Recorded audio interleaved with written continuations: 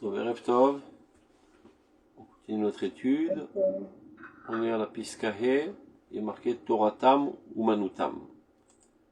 Ceci est dit à propos de Rabbi Shimon Bar Yochai et ses élèves ou ses amis qui, lorsque venait le temps de la prière, ils ne priaient pas. Ils en étaient dispensés. C'est bizarre qu'il y ait des juifs qui puissent être dispensés, en plus des grands rabbins, des sommités rabbiniques de la prière. La Gemara dit, Erev Tov. La Gemara dit parce que Toratam ou Manutam, leur Torah et leur art. Alors, on ne comprend pas ce que ça veut dire. Pourquoi? Parce que la Torah c'est leur âme, leur art, c'est comme un artiste. Pourquoi ceci devrait les dispenser de la prière? On y va. Au Manout, il nous cède de Chochma. L'art, il est fondé d'abord avant tout sur une perception intellectuelle, c'est-à-dire sur un concept. On a un concept, et après on essaie de le traduire en tridimensionnel, que ce soit en sculpture, que ce soit en dessin, ou bien que ce soit en musique ou en poésie. Mais ça commence d'abord et avant tout par une dimension, on va dire, abstraite. Donc l'art est fondé d'abord avant tout sur quelque chose d'abstrait. Comme le dit le Pasuk, l'Archov Marchavot, l'Asot Bazahav ou Bakesef. Penser des pensées, après savoir y faire, le traduire dans l'or et dans l'argent. Et là, Shitzrichal Yashlamata Gamken Ergel Maasi. C'est-à-dire pour pouvoir réussir son coup en art, il ne suffit pas de prendre des cours théoriques, il faut aussi énormément de travaux pratiques, d'exercices. Ça veut dire, avant qu'un artiste réussisse à véritablement exprimer la pensée qu'il voulait exprimer, il fait énormément d'essais, il essaye, il efface, il recommence, etc. Ça prend du temps, jusqu'à qu'il arrive à être fidèle à sa pensée dans l'œuvre de ses mains. Donc, il sera comme Ken Ergel Maasi. Il ne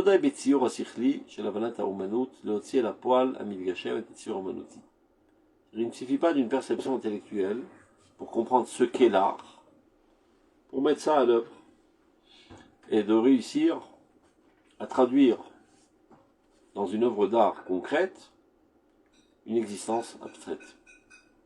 Comme on l'a dit précédemment, on a compris le principe, mais c'est pas parce que j'ai compris le principe que je suis pour autant capable de le faire. Maintenant, il faut me mettre à la besogne, prendre mon pinceau, prendre mon stylo, si je suis un poète, et essayer, et réessayer, jusqu'à que finalement, la bonne, on va dire, Girsa Rona, ça sera la meilleure. La dernière touche. Voilà, la dernière touche. Omnam, אפשר להיות אדם שלם, כל כך בשלמות ציורו, וכליו המעשים יהיו כל כך מוכשרים להיות מושפעים מציור שכלו, עד שיהיה במדרגת חזה, אומנותה וגמיר. Tout ce qu'on a dit, c'est pour la quasi-totalité des gens. Maintenant, il y a des exceptions, comme tout d'abord, comme toute chose, il y a l'exception qui confirme la règle. Il y a des gens qui, eux, d'un seul coup d'œil, ils comprennent exactement comment ça marche et ils sont capables de réaliser. Chaza ou manuta vegamir. Il regarde un objet d'art et il apprend exactement comment ça se fait, il est capable de reproduire à l'instant même. Ou bien il écoute une musique, il est capable de le reproduire. Encore plus, il a un sentiment ou bien une compréhension profonde et il est capable de suite de l'exprimer en musique, en poésie, en sculpture, peu importe. Donc, ça c'est des superman, des gens qui sortent de l'ordinaire, qui n'ont pas besoin d'énormément d'exercices pour traduire leur monde abstrait. Donc c'est une sorte de personne comme ça, avec une perception intellectuelle, de suite il est capable de traduire ça dans le concret. Donc, on dirait, bon, quel rapport avec la choucroute? On parle d'art tout d'un coup, alors qu'on est en train de parler de Torah et de Tfila. Donc, c'est ce que le Rav va expliquer maintenant. Il est bien clair que l'étude de la Torah, en fin de compte, est de nous amener à l'action. Ça veut dire Dieu regarder la Torah et créer le monde. C'est ce qui est marqué dans le Midrash. Mais nous aussi, à l'image de Dieu, on doit étudier la Torah et améliorer le monde, transformer le monde de manière qu'il reflète la volonté de Dieu qui est écrite dans la Torah. Donc la Torah, sans aucun doute, elle a comme vocation de nous amener au monde de l'action, de la réalisation. Yesod ha'maaseh hatov ha'avoda Elohit, où le Gashem est foal b'chaim et tzivurei hatzedek v'asher Elohim, sur le fondement même du monde de l'action, du bien, du service divin, et de concrétiser dans la vie toutes les conceptions de justice, de droiture divine. Et yoter hamim begoshim, les plus hauts et les puissants. כדי להוציא אל הפועל המגושם את הנטיות המוסריות העליונות, מוכשרת היא התפילה ההרגשית. C'est quelque chose qu'on a déjà répété pas mal de fois. Pour réussir ce projet, ça veut dire traduire les grands idéaux qui sont traduits, qui sont explicités dans la Torah, dans le monde de l'action, eh bien, ça doit passer d'abord par quelque chose d'intermédiaire. Cette chose intermédiaire, c'est le sentiment. Lama, chez Motsia et la Paul Ataregesh, la prière, chez Ukarov et la Maase Yoter Masech la Moufchat. Car il s'avère que le sentiment est bien plus proche du monde de l'action que l'intellect qui lui est totalement abstrait. Ça veut dire qu'il y a énormément de choses dans ce monde qu'on comprend parfaitement du point de vue intellectuel, mais que pas pour autant on les réalise. Pourquoi? Parce qu'il faut être motivé. Il ne suffit pas de comprendre, il faut aussi être motivé, enthousiasmé pour faire les choses avec entrain et les faire de manière générale. Donc Dieu a bien calculé son coût, on va dire. Il nous a donné la Torah. Et de là on puise la connaissance des idéaux divins. Il nous a donné aussi la Tfila, qui vient ensemencer ces connaissances dans le monde des émotions. Et une fois que ça a été ensemencé dans les émotions, eh ben ça pousse. Et comment ça pousse? Sous forme de volonté. C'est comme ça que ça marche. C'est ça l'enchaînement des choses. Connaissance, émotion, volonté. Allez, בכוח התפילה, מתרכך הלב להיות האדם מוכן למעשה הצדק הנלמדים ממנו בתלמוד תורה. C'est-à-dire, grâce à la force de la prière, le cœur de l'homme devient plus malléable, plus doux, de manière qu'il est prêt maintenant à réaliser tout ce qu'il a étudié dans la Torah, dans le domaine de la justice.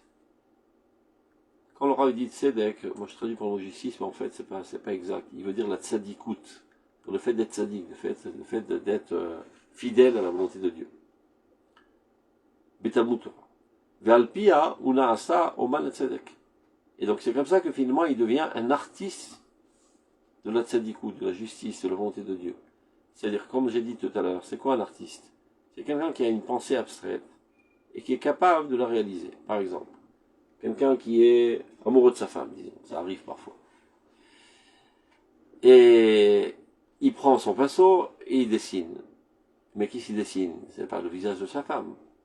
C'est pas une maison avec une prairie, un beau soleil et des fleurs, etc. Mais non. L'observateur de ce tableau, lorsqu'il observe ce tableau qui est en fait quelque chose de totalement concret, c'est un cadre avec du bois et du papier et des couleurs, tout ça est concret. Mais il perçoit, il ressent que derrière cela se cache un message d'amour. Donc, l'artiste est celui qui fait pénétrer ce message d'amour dans cet objet concret, cet objet d'art, et l'observateur perçoit ce message. Mais il peut aussi aimer la nature ou les paysages et les refaire. Quoi, Bon, ça, sans c'est passer par les intermédiaires. ça, c'est de la c'est de la photocopie. Je parle d'un artiste. Un artiste, c'est quelqu'un qui est capable d'exprimer une dimension abstraite dans une dimension concrète. Ça s'appelle Oman. Et c'est pas par hasard qu'en hébreu, c'est la même racine que Ne'eman, qui veut dire fidèle. C'est quelqu'un qui est fidèle à son monde intérieur dans l'œuvre de ses mains. Pas tout le monde ne l'est. Il y a des gens qui peuvent avoir des sentiments extraordinaires, mais qui ne sont pas capables de les exprimer, ni en mots, ni en peinture, ni en musique, ni en sculpture. Ce ne sont pas des artistes.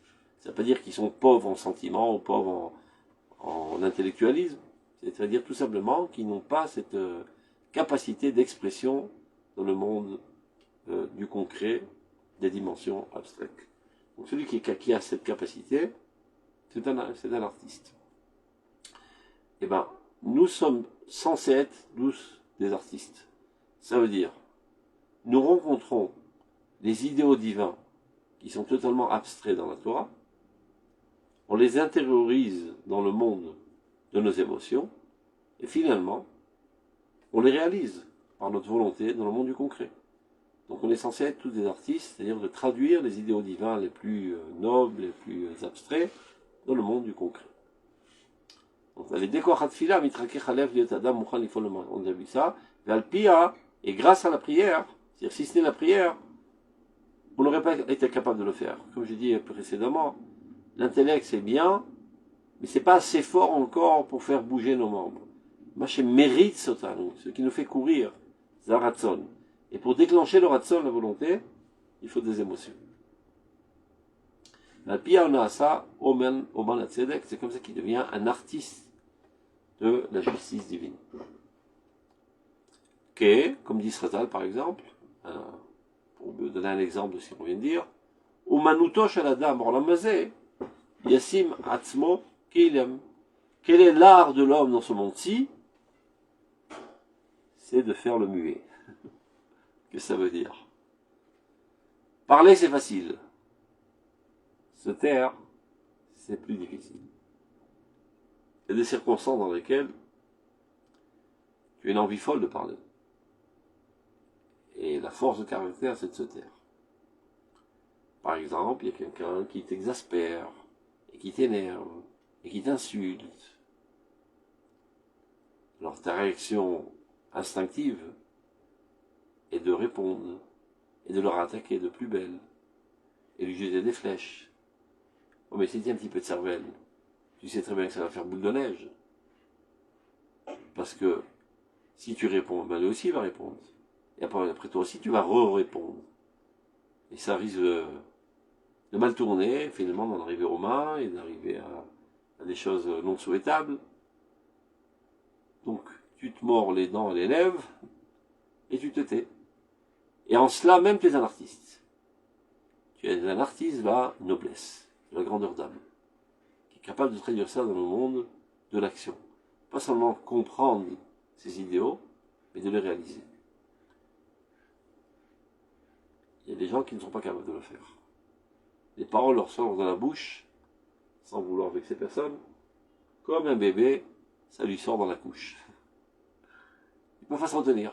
Et après il dit, oh, c'est sorti. Mais une fois que le mot est sorti, il va le rattraper. C'est une flèche qui est partie, et qui a fait déjà tout son mal et qui a empoisonné. Toute la force de caractère, c'est de savoir contrôler sa bouche. Et ça, c'est un art très spécial. Miché Shomer Alpi Vet Meriva, Dieu tombe amoureux de lui. Vous avez un exemple, par exemple. Je vais raconter une histoire. Quand David est arrivé, il a vu Goliath, qui effrayait tout le peuple d'Israël. Et tout le monde était paralysé devant ce géant, armé d'une armure extraordinaire, etc., qui n'arrêtait pas de dédaigner et d'insulter le peuple d'Israël. Et David arrive, il voit ça, il ne peut pas supporter cet affront qui est fait au peuple d'Israël, qui n'est autre qu'un affront qui est fait à Dieu, en fait, puisque nous sommes les armées de Dieu. Il dit, Mi Apelishia Arel, qui est donc ce Philistin incirconcis, qui ose porter atteinte, mépriser, dédaigner les armées de Dieu. Alors on lui dit, voilà, il est là depuis 3 jours, on ne sait pas quoi faire, on a la trouille, etc. Alors il va chez Shaoul, il dit, moi j'y vais. Au début, il n'a pas pris au sérieux, il dit, tu as 3 pommes, tu me fais rire. Après, il lui raconte qu'une fois, il y avait un ours et un lion qui s'étaient en pris à une petite brebis, et il était venu au secours de cette brebis, et il a déchiré le lion et l'ours. Donc il s'était bien rendu compte à l'époque que c'était une aide divine, il s'appelle Roi Hachem. Il a dit ça à Shaoul, Shaoul a tout de suite compris à qui il a affaire, il lui a dit vas-y. Et voilà qu'il y a eu une victoire fulgurante de David, il a réussi à mettre à mort Goliath. Et tous ont commencé à s'exclamer, Ika Shaoul Balafav et David Berivovotav. Shaoul a réussi à faire tomber nos ennemis par milliers, mais David par dizaines de milliers. Ce qui a éveillé évidemment le courroux de Shaoul et la jalousie. Il dit, c'est moi ce petit morveux là qui est flatté par tout le peuple, plus que moi. Donc, c'est une certaine chute morale de Shaoul. Alors il dit avec un petit peu de mépris et de dédain, Miana Harazé, c'est qui ce jeune homme? Et David répond, je suis ton serviteur. À ce moment-là, il y a marqué que Jonathan est tombé amoureux de David. Il a éprouvé un amour fou de ce géant qui s'appelle David. On ne comprend pas quel rapport y a-t-il. Quand on voit la proximité des psukim, on ne voit pas quel rapport. Shaoul demande, a priori tout simplement, qui est ce jeune homme? Et David répond, je suis ton serviteur. Et tout de suite après, Yav, Jonathan et David, il a aimé de tout son cœur, etc., etc. Mais il faut comprendre les circonstances, la constellation. David savait très bien qu'il devait être le prochain roi, parce qu'il avait déjà été roi par Shmuel en cachette. Et probablement que ceci s'est su de Shaoul. Donc il voyait en David son concurrent. Mais ce qu'il faut savoir, c'est que Shaoul, un petit peu avant cela, avait des petites folies comme ça. Et comme thérapie, David venait chez lui et lui jouait de la musique. Et quand il lui jouait de la musique, ça calmait ses esprits. Donc imaginez la scène. Et imaginez aujourd'hui, par exemple, deux rivaux, je sais pas comment ça se dit, politiques, dans une telle situation. Il aurait pu profiter de l'occasion et faire un renversement de pouvoir en une seconde, David. Quand Shaoul lui a dit, mais qui est donc ce jeune homme? Il aurait pu répondre de manière très rusée, mais avec beaucoup de politesse. Mais Shaoul, tu as oublié? C'est moi qu'on a envoyé par la Coupatrolim tous les jours chez toi pour jouer de la musique, pour calmer tes humeurs de folie. Et tout le monde aurait bien compris que Shaoul commence à perdre la tête et que le temps est arrivé de renverser le pouvoir et de donner la couronne à David. Mais David s'est tu, il a gardé sa bouche. Bien qu'il ait été agressé de manière méprisante par Shaoul, il s'est tu. Il n'a pas dit un demi-mot sur ça. Quand Jonathan a vu ça, il a compris qu'il a affaire à un géant de la Tzidkout. Et donc il en est tombé amoureux. Donc parler c'est facile. La force de caractère c'est de savoir se taire pour des situations. C'est un exemple parmi tant d'autres. Pour dire que la réalisation des idéaux divins, c'est dans le monde du concret. C'est pas seulement de penser, de donner des discours et des conférences. C'est au moment propice, à l'examen. Est-ce que tu réussis avec excellence? Ou bien là, tu oublies tous tes beaux idéaux. C'est ça l'art de la justice, la tzidkout. Donc on a compris quelque chose maintenant. Rajbi v'chaverav. Donc, on a compris jusqu'à présent que le processus normal, c'est d'étudier la Torah pour acquérir les idéaux, les ensemencer dans le regesh, dans le sentiment, pour déclencher la volonté, et c'est comme ça qu'on devient des artistes de l'idéal divin. Ça, c'est pour monsieur tout le monde comme nous. Mais, il y a des géants qui sont bâtis d'une autre manière. Alors, qui c'est qui a oublié son micro? Alors, qui a oublié son micro ouvert? Non, c'est lui. Mute. Voilà. On continue. Rajbi v'chaverav, Rabbi Shimon bar Yochai et ses amis, plus exactement ses élèves, Kol kach hayta gdola alehem hashpa'a ruchanit shel haTorah. Tant était grande sur eux l'influence de la Torah. Vekol kach hayu muksharim liot nif'alim mitalmudam lechol tuv v'na'ala. Et tellement ils étaient capables d'être influencés par leur étude même de tout bien et de toute grandeur. À tel point qu'ils n'avaient pas besoin de ce moyen intermédiaire d'élévation de leurs émotions par le biais de la prière. C'est-à-dire, eux, ils pouvaient enjamber ce stade. Leur intellect, leur manière d'étudier la Torah était si puissante, si pénétrante, qu'elle déclenchait déjà leur volonté. Pas besoin de passer par ce stade intermédiaire qui s'appelle la tefila, qui est censé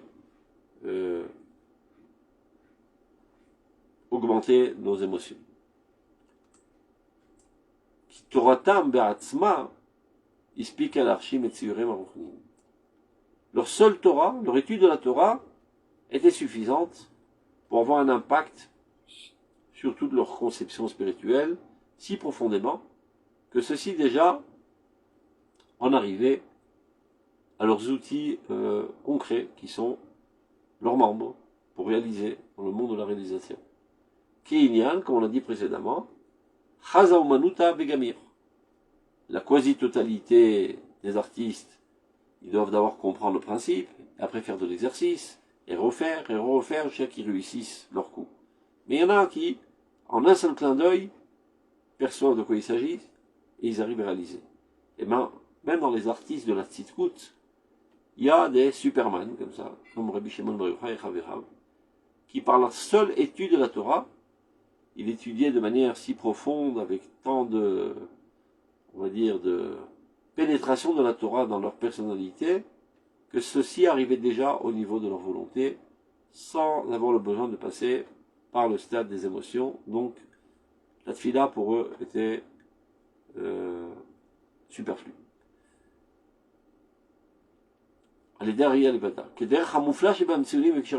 Comme le meilleur des artistes, comme par exemple Betzalel.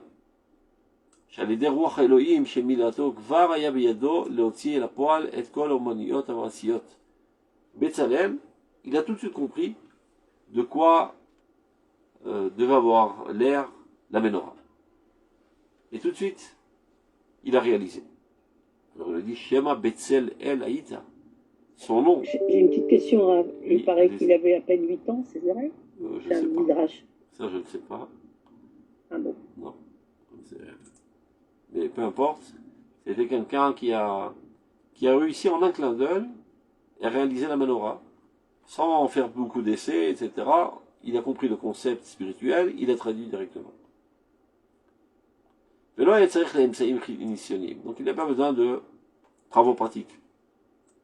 Alken. Donc c'est la raison pour laquelle Hem, ceci, ça veut dire Rabbi Shimon bar Yochai et Chaverav, Be'oskam b'Torah, lorsqu'ils étudiaient la Torah, Ayub Torim et Tfila, étaient exemptés de la prière. Ça veut pas dire que tout le temps ils étaient exemptés. Lorsqu'ils étudiaient, Mipenesh et Torah Tam, Imaspek et Dvar, Liot Gam Tam, car leur Torah était déjà suffisante pour être aussi leur art, sans devoir passer par ce stade intermédiaire qui s'appelle les émotions, voire la tefila. C'est clair? Très clair, oui. Très clair, on continue. Iskavav.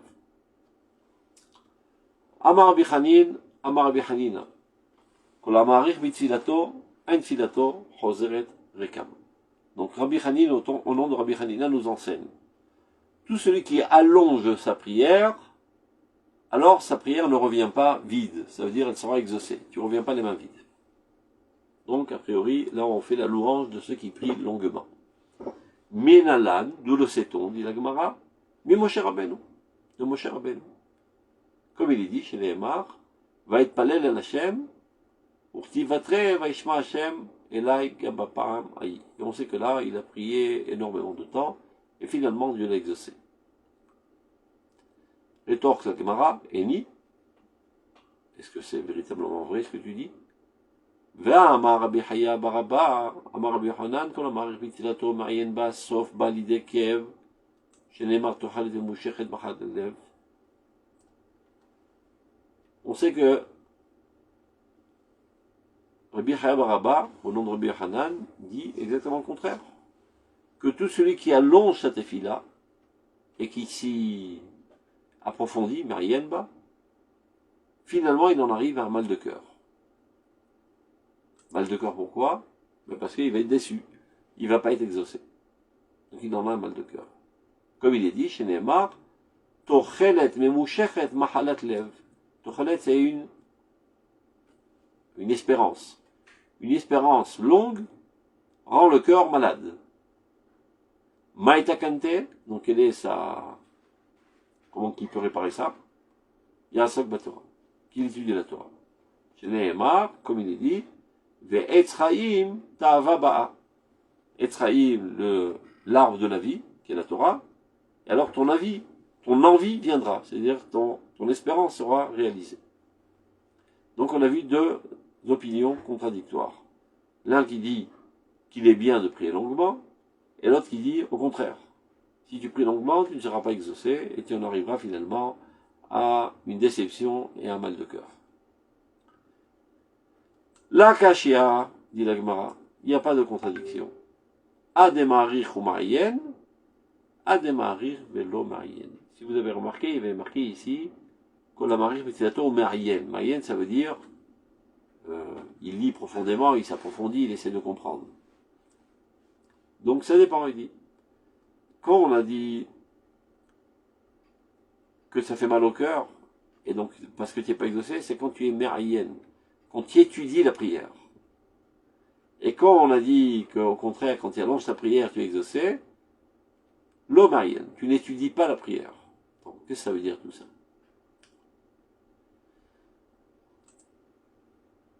Alors, on rentre dans le Rav Kook. Atefila, itoladat argasha nafit, shebe'omek teva nefesh.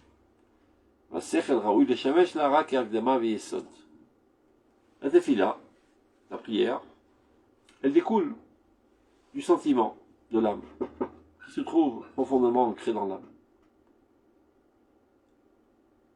Alors que le sechel ne vient d'être que quelque chose qui la sert et qui la précède. C'est une introduction et un fondement à la prière.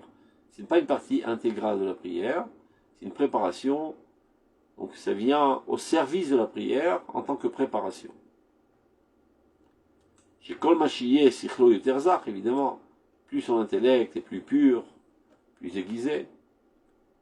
Ou Ma'asav Yuter Mechuvani Malpi Ze Letachlit Hashlemut, et que ses comportements sont orientés selon ce qu'il a étudié pour la finalité de la perfection. Ken Yitromem Yuter Teva Nafsho. C'est ainsi que la nature de son âme va s'élever. Ça veut dire, lorsqu'on est, quand il parle de l'âme, il ne parle pas de l'âme la plus profonde d'un neshama, il parle du nefesh. L'âme, évidemment, le neshama chez les habiteurs. Mais nos tendances naturelles au niveau du nefesh, parfois, elles ne sont pas tout à fait au point. On peut être empli d'arrogance, d'égoïsme, de cupidité, etc. Plus on étudie la Torah, plus on remet à point notre nefesh, qu'elle soit totalement identique à notre neshama.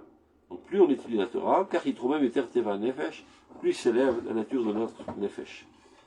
Vigdal Kocha et Asher Tishpor Sicha Lifnekona. alors sa force grandira lorsqu'elle en viendra à se déverser pendant la prière. C'est-à-dire, plus tu as étudié des choses hautes, idéales et nobles, plus ton sentiment est haut, et plus ta prière sera en conséquence. Tu ne vas pas demander des choses idiotes et bêtes, mais des choses grandioses, nobles et idéales. Donc, qu'est-ce qu'on a compris de là? Qu'il y a deux aspects, deux choses dans notre vie. Il y a la préparation intellectuelle qui nous hisse à la compréhension des grands idéaux divins, et ceci a une influence sur nos émotions, et après, de manière naturelle, on est ému des choses grandes, on est ému des choses bêtes et idiotes et viles. Et donc, lorsqu'on vient à prier, évidemment, on prie en grandeur, et on ne demande pas des choses idiotes et sales et viles. Je vous interromps, Rav? Oui, bien sûr, toujours. Pas besoin de demander, posez la question tout de suite. Écoutez, moi, personnellement, j'ai remarqué que chez moi, bon, j'ai un problème, évidemment, je veux dire, avec des pensées étrangères. Donc, je me suis rendu compte que plus je prie vite, plus je tiens en respect, si vous voulez, les pensées étrangères, les pensées qui n'ont rien à voir avec la prière. Donc, j'ai pris le parti de prier rapidement. Et ce que je fais, c'est que pendant la Chazara, je prends le Sidour avec la traduction en français, si vous voulez, et là, j'ai le temps, pendant que le Shara Sibour, il fait la Chazara, j'ai le temps de bien m'imprégner de chaque mot, de la signification, du sens, voyez-vous. Est-ce que ça vous paraît une attitude? J'ai compris. Mais non, ce qu'il a expliqué dans le Rav Kook, c'est lorsqu'on étudie la Torah, c'est-à-dire on étudie les idéaux divins, et qu'on baigne dans cette sphère, finalement, ça devient nos pensées constantes. Et donc après, naturellement, lorsqu'on en vient à prier, on n'attend que ça, que d'exprimer avec émotion ce à quoi on pense toute la journée. C'est-à-dire, c'est pas que de manière artificielle, 5 minutes par jour, je dois penser à Jérusalem et à la réunion des exilés, etc. Constamment, je dois penser à ça. Ça doit être une pensée constante. C'est vrai que j'ai d'autres occupations. Je prépare mon omelette, je prends ma douche, je vais au boulot, je prends le métro, je prends ça c'est des occupations. Mais il y a derrière la tête des idées constantes. Comme par exemple, quelqu'un, je donne un autre exemple. Quelqu'un qui est amoureux fou de sa bien-aimée. Ben, il y rêve constamment. Peu importe qu'est-ce qu'il fait. Quand il prend sa douche, quand il fait son omelette, c'est vrai qu'il a une certaine focalisation sur ce qu'il est en train de faire, mais dans le background de sa pensée, il a toujours sa bien-aimée. C'est ce à quoi il pense constamment. C'est à cela qu'on est censé arriver. Ou le vaïd palel adam kolayon kulo, on dit. Pourvu que l'homme prie toute la journée, ça veut dire que pourvu que l'homme se balade avec un sidour devant les yeux toute la journée. C'est-à-dire pourvu que constamment, tes sentiments soient à cette hauteur. Mais comment que je peux y arriver? Je suis pas là, moi, je suis petit, moi. Ce qui m'intéresse, c'est l'argent et la bonne bouffe, etc. Eh ben, en étudiant la Torah, en baignant dans ces idéaux, petit à petit, ça devient notre sphère naturelle. Sans effort artificiel, surnaturel. Naturellement. Comme, je sais pas, il y a plein de choses. Par exemple, naturellement, tu aimes tes parents. Tu n'as pas besoin, 5 minutes par jour, de penser je dois aimer ma mère. Naturellement. Parce que tu es conscient de tout le bien qu'elle t'a fait, dont tu es reconnaissant, etc., etc. Ça pas, mais tu as d'autres pensées parallèlement à cela. Parallèlement à cela, là, je dois prendre mon tournevis, je dois programmer un programme en informatique, ce qui n'arrête pas pendant ce moment d'être amoureux de ma mère. Et de ressentir un profond besoin d'être reconnaissant. Et lorsque je la rencontre, alors là, mes émotions bouillent davantage et je l'exprime plus fortement. C'est comme ça qu'on doit prier. Constamment, je dois vouloir la Géoula du peuple d'Israël, la reconstruction de Jérusalem, la réunion des exilés, Atachon Damda, tout ce qui est marqué dans Shemona Esrei, ce sont des volontés qui doivent être constantes dans ma tête. Donc si ceci est ma situation, lorsque j'en arrive au Sidour, j'ai beaucoup moins de chances d'être dissipé par d'autres pensées, parce que ce sont ça mes pensées essentielles, et là j'ai l'occasion de les dire de manière très intense. C'est clair? Tov. Donc aval, la rêve et toch atefila atzma, omek cheshbon shel hashpaot sichliot, en ze megeder tefila. Donc évidemment qu'il faut une préparation de l'imout Torah avant la prière pour grandir intellectuellement, pour grandir au niveau de mes idéaux, pour que cela ait une influence sur mes sentiments, pour que je prie de manière adéquate. Mais il ne faut pas mélanger les choses. Il y a un temps pour étudier, et un temps pour prier. Pendant la prière, ce n'est pas le moment de comprendre, de s'approfondir des idéaux divins. Ce à quoi je suis arrivé maintenant, je déverse. Ce n'est pas le moment de grandir maintenant. C'est le moment de déverser. La prière s'appelle Shfichat Nefesh. C'est comme si ce que tu as dans ton seau, tu déverses. Ce que tu as réussi à accumuler dans ta tête et qui a pénétré ton sentiment et qui a enthousiasmé tes sentiments, c'est ça ce que tu dois déverser pendant la prière. Ce n'est pas le moment de comprendre et de faire des déductions, des inductions. Je suis en train de lire le Sidour, Baruch Ata Hashem Mekabesh Litre Amo Israël. Ah, mais on pourrait marquer Mekabesh Litre Amo Israël et pas Mefouzaré Ben Israël. Cette démarche n'est pas une démarche de prière, c'est une démarche d'étude. L'étude, on ne la fait pas pendant la prière. L'étude, ça se fait avant la prière. Pendant la prière, on déverse naturellement ce qu'on a déjà dans le ventre. Donc, si on regarde dans les mots. Aval, par contre. Les arèves vetor hatefila, mélangés pendant la prière elle-même. Omekreshbon shalashpaot sichliot, toutes sortes de contes intellectuels. Enzemegeder tfila, ceci n'appartient pas à la définition de la prière.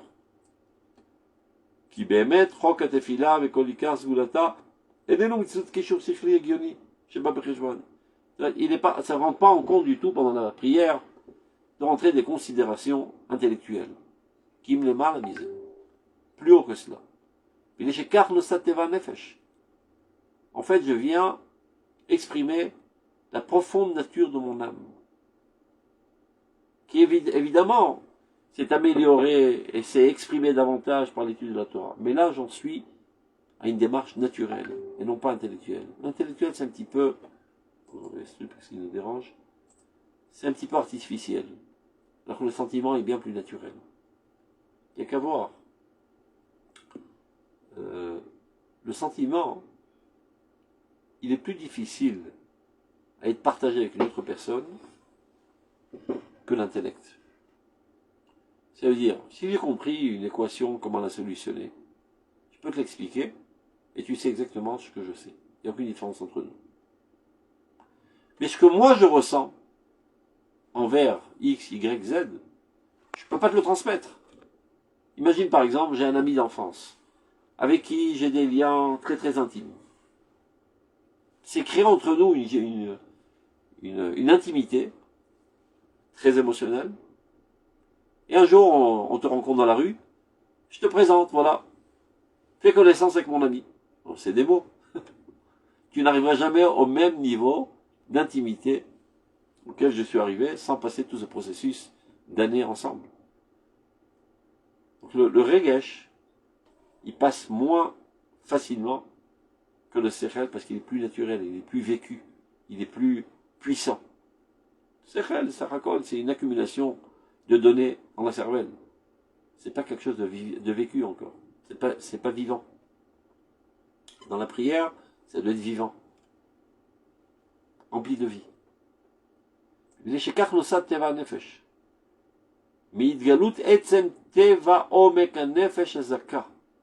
Ce qu'on fait dans la prière, on ne fait que dévoiler l'essence la plus profonde de notre âme, la plus pure.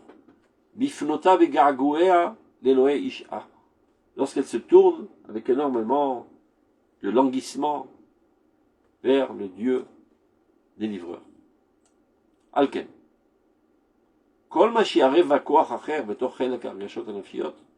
Si tu viens pendant la prière, mêler d'autres éléments, ça veut dire un élément intellectuel. C'est-à-dire tant que tu ne mêles pas à ta prière d'autres éléments, comme des éléments intellectuels d'étude, il la laisse s'exprimer et aspirer de manière naturelle, la plus pure, vers les objectifs les plus hauts. Le terigdal koachatfila, et plus grandira la force de la prière. Et si tu pries de cette manière, alors évidemment, amarir betzilato mayenba. Par contre, là c'est une vraie prière, mais par contre, Amarir betfilato ma'ayen ba. Ça, c'est la deuxième opinion. Celui qui allonge sa prière, mais ma'ayen, il étudie pendant la prière. Il essaie de comprendre les mots, et d'induire, et de déduire, etc. Ou machnis ba shimushim sichlim. Donc, il rend des considérations intellectuelles. Ou ba l'idée qu'elle il en arrive à un mal de cœur. Lama. Qui darker regeshot anefesh bepnimiut, il va imimenu.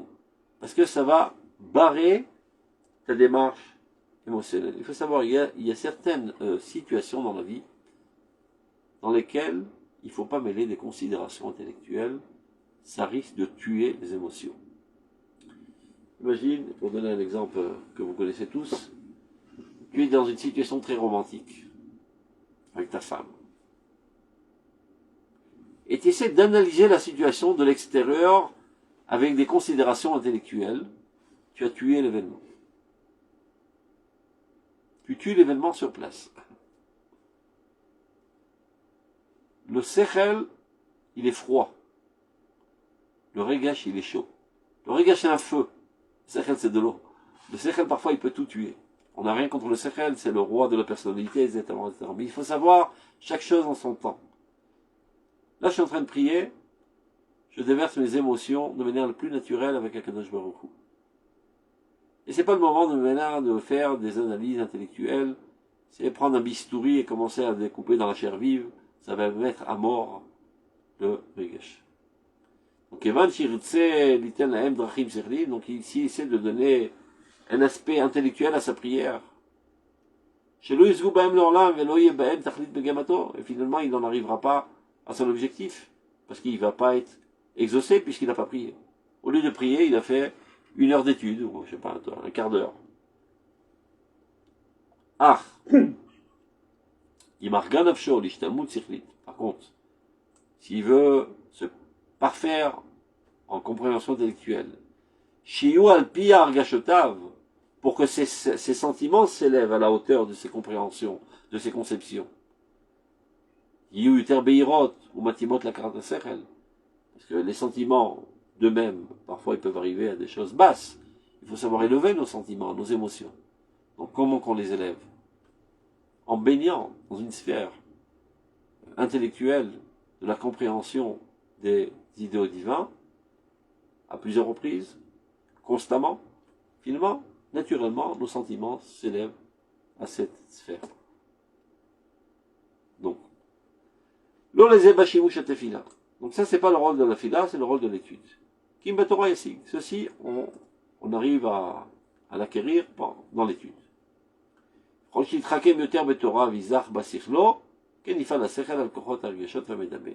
Et donc, évidemment, c'est très conseillé. Plus il deviendra intelligent en Torah, et il purifiera son intellect, évidemment que de cette manière, son sechel aura une influence sur toutes ses forces émotionnelles et même imaginaires. De manière qu'il soit plus clair, plus pur, etc. Aval amarir, l'otzi minakoach el hapoal, et gargoua nefesh, et tzimona, le kirvat Elohim, et non ma'ayen, celui qui allonge sa prière pour intensifier de plus en plus ses languissements, sa soif de Dieu, sans trébucher dans le domaine de l'intellectualisme. C'est-à-dire il écarte totalement toute démarche intellectuelle, il se laisse totalement en expression émotionnelle. Ou bichlala gamken amechin osafot chochma vedat kdoshim aruya lifnei shatet vila. On rajoute à cela celui qui s'y est préparé d'Afka par une étude pour élever ses sentiments. Car chez Kefi Godel Midataka, Ken Pikar Midata Regesh, car évidemment, plus ta conscience, plus ta conception s'élève, ainsi aura l'air tes sentiments. Barichut Disgaba. Ken Arichato chez Moshe Rabbeinu. Alors là, ça ressemble à l'allongement de la prière de Moshe Rabbeinu. Shatanim Shechet Magdamat Sechel, qui va évidemment découler du Sechel. Moshe Rabbeinu, c'est celui qui a reçu la Torah, c'est le plus grand intelligent de la Torah, le plus grand sage de la Torah, et sans aucun doute que ses sentiments se sont élevés au niveau de sa compréhension des idéaux divins. Donc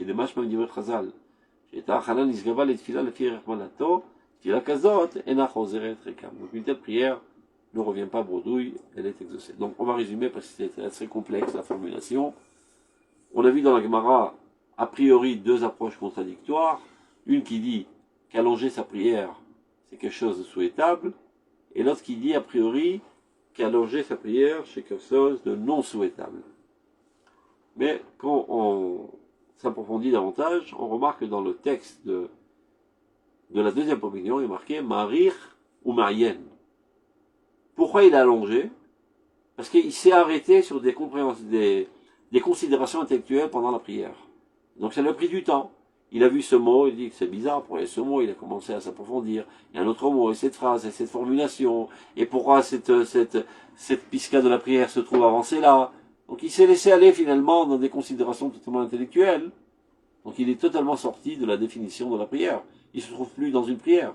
N'ayant pas prié, évidemment qu'il ne sera pas exaucé, donc il en arrivera à un mal de cœur. Mais celui qui allonge, parce qu'il est amoureux fou de Dieu, il peut pas s'en séparer. C'est comme des fois il y a des amis qui parlent très longtemps et ils décident de partir. Parce que l'heure est arrivée. Encore 2 minutes, encore 2 minutes, encore 2 minutes. Il reste encore 3 heures, 85 heures à parler ensemble. Parce qu'ils sont tellement heureux d'être ensemble qu'ils ont du mal à se séparer. Donc si c'est la raison pour laquelle tu pries longuement. Parce que tu languis tellement Dieu.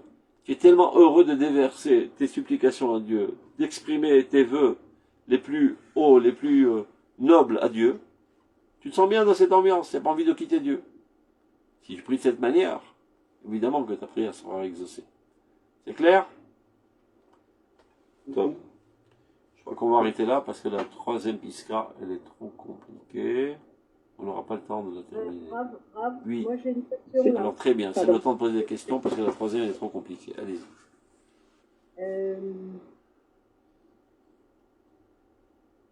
Disons que là, la prière fixe, c'est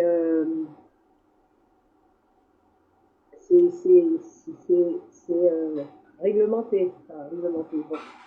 Et à quel moment, c'est la Hamida là donc, la prière, c'est la Hamida. D'accord, ok. Alors, à quel moment dans la Hamida est-ce qu'on peut faire des demandes du personnel Ça, c'est marqué dans le Sidour, dans Shema Kolelu. Écoute notre demande. Là, on peut mettre des demandes personnelles, mais il faut toujours les cadrer dans le collectif. Ah oui, très bien. Ou sinon, ce n'est pas une prière. Et ça risque même de faire le contraire. Maintenant, comme on a expliqué à plusieurs reprises, la prière, c'est pas les allocations familiales. La prière, c'est pour Dieu. Ou l'orofdo bechol levavchem. C'est-à-dire que quand je demande des demandes personnelles, c'est pour avoir plus d'outils pour le servir. Je donne un exemple. C'est comme si que aujourd'hui j'embauche un employé et je lui dis voilà, tu vas être mon commercial. Il me dit je veux bien ton commercial.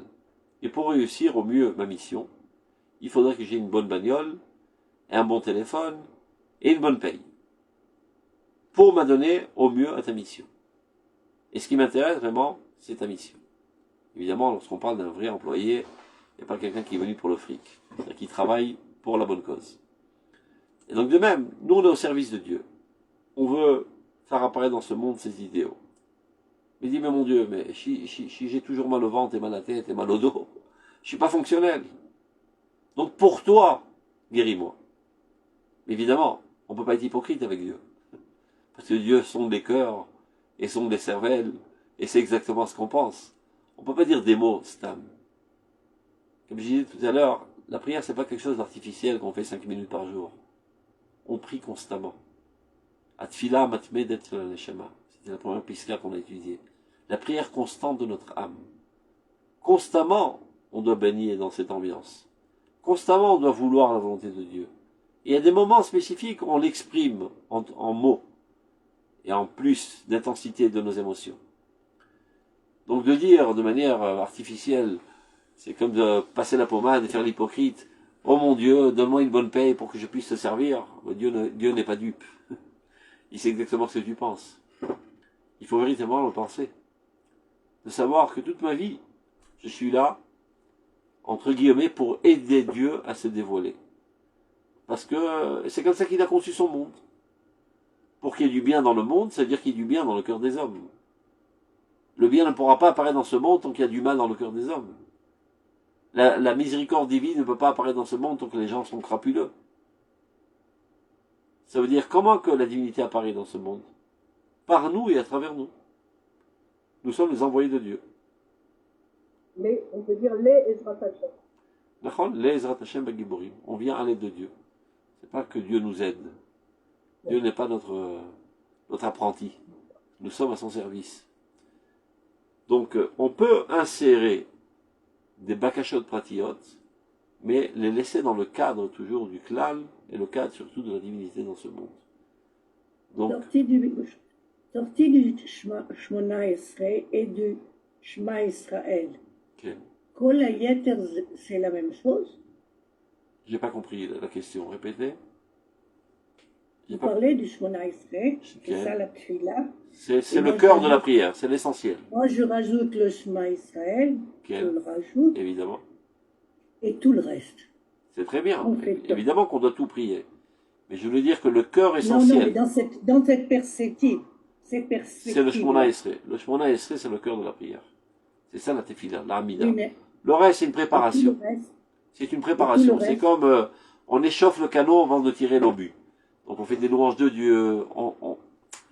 On se met dans une disposition adéquate à la prière. Parce qu'on vient de sortir maintenant, je sais pas, de notre douche ou bien de notre tournevis dans le moteur de la voiture. Bon, d'abord, je reviens dans la sphère. Je me mets dans l'ambiance. Alors je fais les mismorim, les shirot et tishbach ou je raconte l'histoire du peuple d'Israël, tout le fait que Dieu nous a accompagnés pendant toute l'histoire. Je me mets dans l'ambiance divine, dans la sphère divine, et maintenant je suis en disposition adéquate pour prier. C'est ça ce qui est avant et après. Et après j'atterris en douce. Il y en a même qui faisaient des préparations à la préparation. Marqué Chassidim Arishonim. Les Chassidim Arishonim. Ayu shoim sha'a achat lifnei tefila, sha'a mitpalelim, ve sha'a achat achrei tefila. Avant même d'arriver à la synagogue et de commencer à ouvrir leur sidour, ils méditaient d'abord. Pour se préparer à rentrer dans cette ambiance. On ne rentre pas directement chez le roi comme ça, avec de la boue dans les pieds, et n'importe comment. Il faut une préparation d'abord physique, d'être propre. Selon l'halakha, on doit être totalement propre au niveau du corps. C'est-à-dire qu'on n'a aucun excrément dans l'estomac. Il faut passer par les toilettes, se nettoyer parfaitement. Et si on rentrait dans les détails, bien que des fois c'est pas tellement agréable d'en parler, et c'est pour ça que les gens ne le savent pas, donc faut pas se mettre les gants. Il faut que le trou de l'anus soit totalement propre de tout résidu de tsoa, sans quoi non seulement on n'est pas acquitté de la prière, mais la prière est une toraïva, c'est quelque chose d'abominable. Donc évidemment il faut laver avec de l'eau. Ça c'est au niveau du corps. Au niveau de l'esprit aussi.